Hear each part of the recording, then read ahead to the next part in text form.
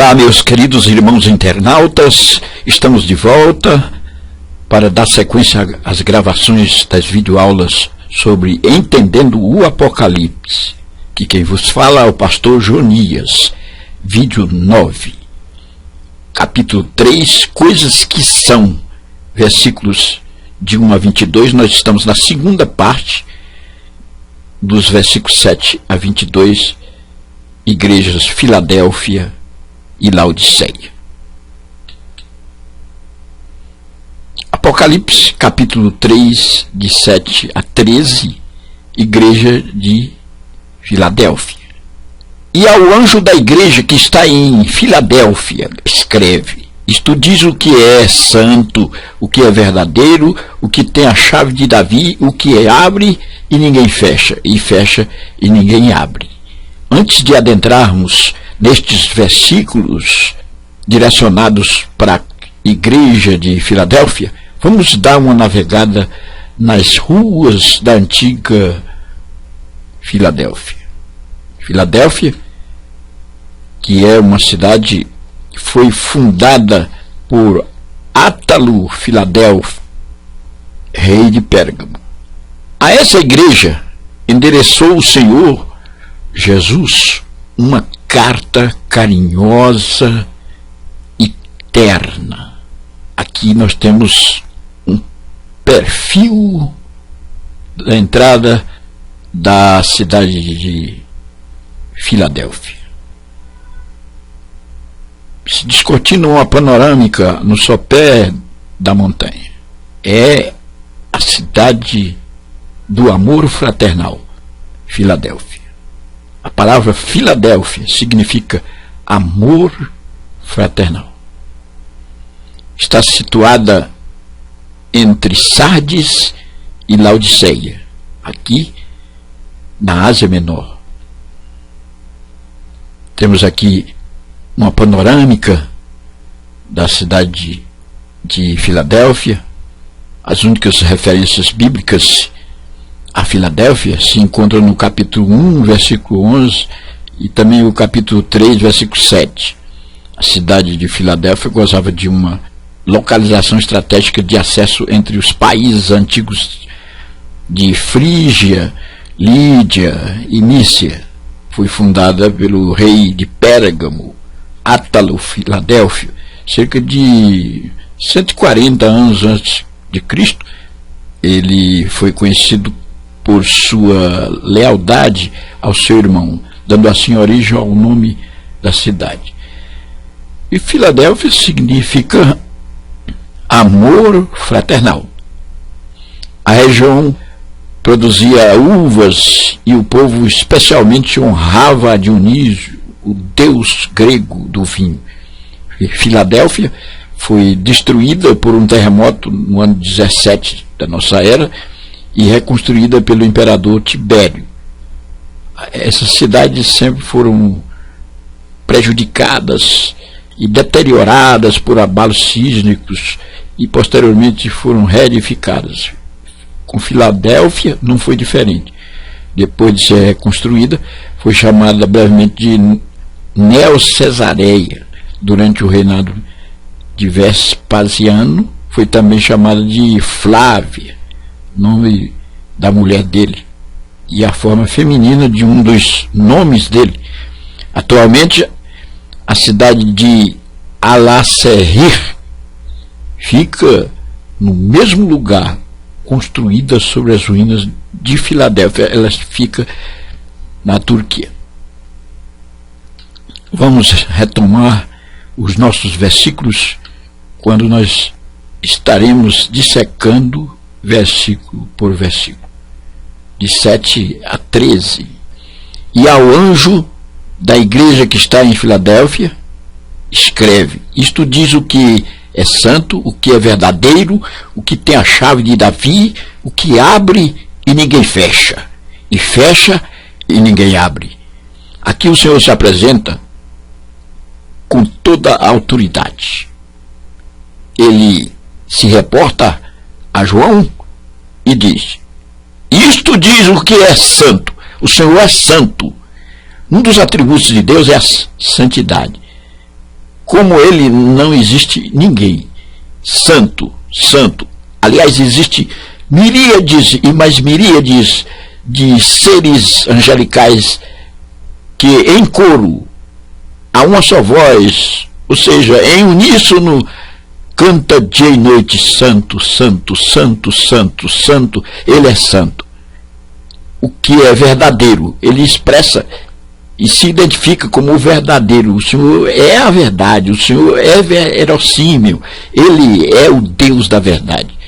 O que tem a chave de Davi? Davi representa, através de sua posteridade, o seu reino, representa o reino de Deus. E ninguém melhor para ter a chave desse reino como o próprio Jesus Cristo. Ele diz: o que abre e ninguém fecha, e fecha e ninguém abre.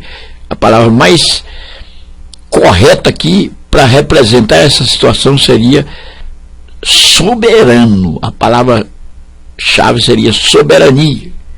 Ele decide e faz, e ninguém pode dizer não.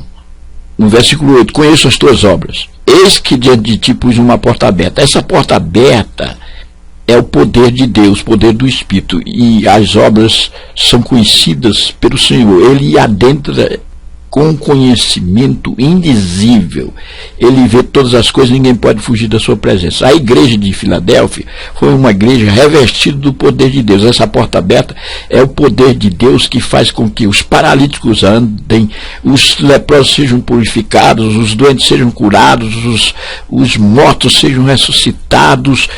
Uma série de coisas acontece com essa porta aberta. Uma igreja explosiva, que fez missão, evangelismo, que cuidou das coisas santas como ninguém, que viveu dias áureos do avivamento da igreja. A porta aberta é o poder do Espírito Santo. Quando o Espírito Santo está na igreja, há poder, há curas divinas, há mudança de comportamento.